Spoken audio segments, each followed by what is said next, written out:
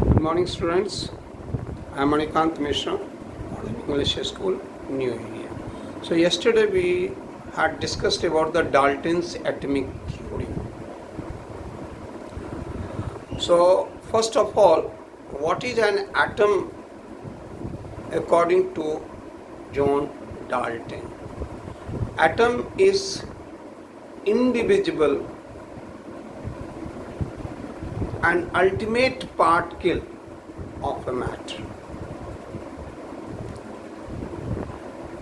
Atom do not lose its chemical identity during any physical or chemical change. It is according to John Dalton. What I said, atom is indivisible and ultimate smallest particle of a matter. Ultimate smallest particle of a matter. Atom do not lose its chemical identity during any physical or chemical change. The atom is very small, like the size of a hydrogen atom is in the order of 10 to the power minus 10 meter. Now you can imagine how small it is. And yesterday we had already said that John Dalton tries to give an explanation of the laws of a chemical combination.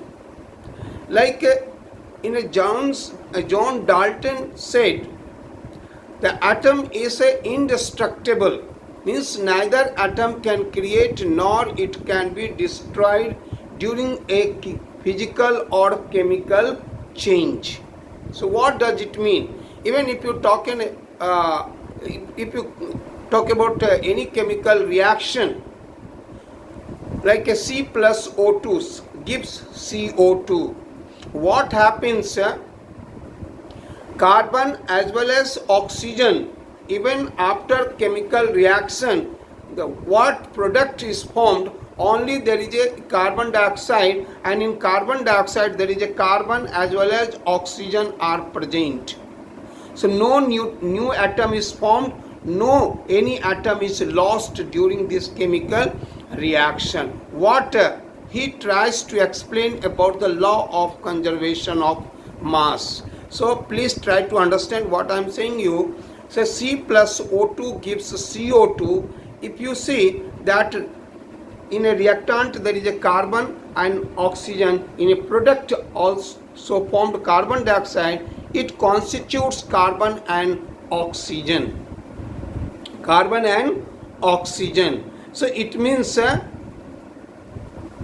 no any atom is lost, no new atom is formed during the chemical reaction. So only there is a rearrangement of atom is taking place. What happens in a chemical reaction? Rearrangement of atom is taking place.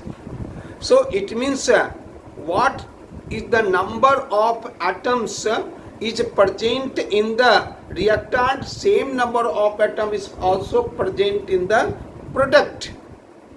If the number of atoms present in the reactant is equal to the number of atoms to the product, then what is the mass of an atom present in the reactant will be equal to the mass of an atom to the product. So this is what the law of conservation of mass. So John Dalton successfully explained about the law of conservation of mass. He also said in a John Dalton's atomic theory, one of the point was one of the information was given by him, the relative number and kinds of atoms are always fixed. Relative number and the kinds of atoms in a compound is always fixed, like a water. In a water, always there is a 2 atoms of hydrogen and 1 atom of oxygen. See, it means in water, the number of atoms present in a water molecule or the kinds of atoms, hydrogen and oxygen, is always fixed.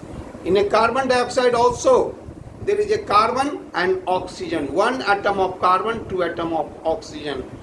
So what that is only law of constant proportion. Relative number and the kinds of atoms are always fixed in a given compound. So this is a law of constant proportion. So John Dalton tries to explain successfully the laws of chemical combination. So Dalton's atomic theory was really a powerful initiative